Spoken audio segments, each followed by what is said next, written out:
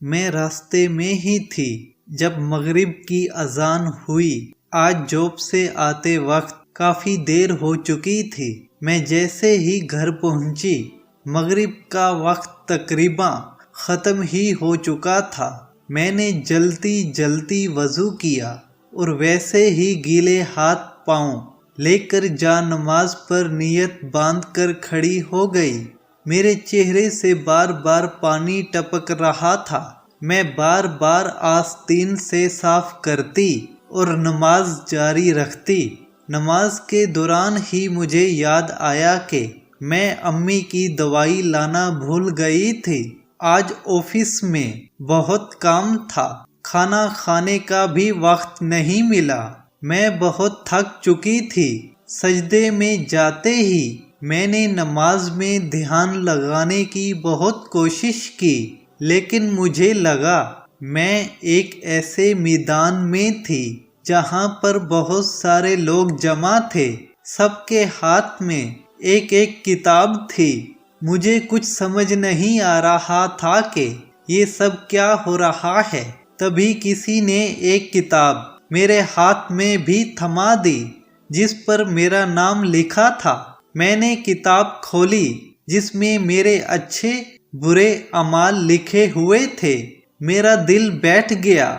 میں نے سوچا، یا اللہ، کیا میں مر گئی ہوں؟ میں نے سب طرف نظریں گھمائی۔ سب ایک لائن میں کھڑے اپنی اپنی کتاب جمع کرا رہے تھے۔ میں سمجھ گئی تھی کہ میں اب مر چکی ہوں، میرا بھی حساب کتاب ہونا ہے۔ میں نے بھی اپنی کتاب جمع کرائی اور انتظار کرنے لگی۔ جب سب لوگوں کی کتابیں جمع ہو گئی تب فیصلے کا وقت آیا۔ مجھے اپنے کانوں پر یقین نہیں آیا۔ سب سے پہلے میرا نام لیا گیا۔ میرا دل زور زور سے دھڑکنے لگا۔ میں نے سوچا، نہ جانے آج میرا کیا ہوگا، آج میرا انجام کیا ہوگا۔ تبھی آواز آئی، جہنم۔ مجھے یقین نہیں آیا کہ میرا انجام یہ ہوگا۔ میں زور زور سے رونے لگی۔ میری آنکھوں سے آنسو بہنے لگے۔ تبھی دو خطرناک سائے آئے اور مجھے گھسیٹنے لگے۔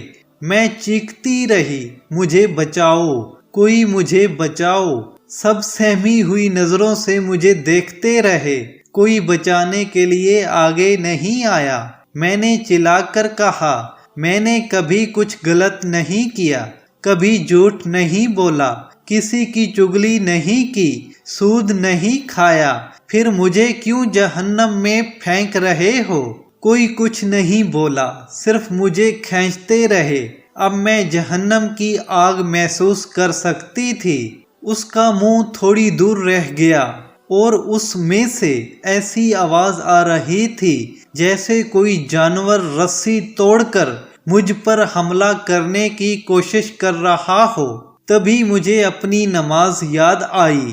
میں زور زور سے چلانے لگی، میری نماز کہاں ہے؟ جہنم کا منہ سامنے تھا۔ دنیا میں ذرا سی گرمی برداشت نہیں کرتی تھی۔ یا اللہ، اس گرمی کو کیسے برداشت کروں گی؟ اب میں جہنم کے دروازے پر تھی اور زور زور سے رو رہی تھی، اپنی نماز کو آواز دے رہی تھی، لیکن کوئی سننے والا نہیں تھا۔ میں چلائی لیکن کوئی فرق نہیں پڑا۔ ایک سائے نے مجھے جہنم میں دھکا دے دیا اور میں جہنم کی تپتی آگ میں گرنے لگی۔ مجھے لگا یہی میرا حشر ہے۔ اتنے میں ایک ہاتھ نے مجھے پکڑ لیا۔ میں نے سر اٹھا کر دیکھا تو داہنے پر ایک بزرگ کھڑے تھے، سفید داڑھی اور نورانی چہرہ لیے مسکرا رہے تھے۔ نیچے دوزخ کی آگ مجھے جلسانے کے لیے مچل رہی تھی، لیکن اس بزرگ کا ہاتھ لگاتے ہی اس کی تپش ٹھنڈک میں بدل گئی۔ میں نے ان سے پوچھا، آپ کون ہیں؟ انہوں نے مجھے باہر کھینچ کر کہا، تمہاری نماز۔ مجھے غصہ آ گیا۔ میں نے کہا، آپ اتنی دیر سے کیوں آئے ہیں؟ آپ اگر تھوڑی اور دیر سے آتے تو میں جہنمی بن چکی ہوتی۔ بزرگ نے مسکرا کر کہا، تم بھی تو مجھے آخری وقت میں پڑھا کرتی تھی۔ تبھی میری نیند کھل گئی۔ کوئی مجھے زور زور سے ہلا رہا تھا۔ میں نے دیکھا امی میرے پاس کھڑی ہوئی ہے اور بول رہی ہے، کیا ہوا نماز کیوں چلا رہی ہو؟ میری خوشی کا کوئی ٹھکانہ نہیں رہا۔ میں زندہ تھی۔ میں نے امی کو گلے سے لگایا اور کہا، آج کے بعد میں کبھی نماز میں دیر نہیں کروں گی انشاءاللہ۔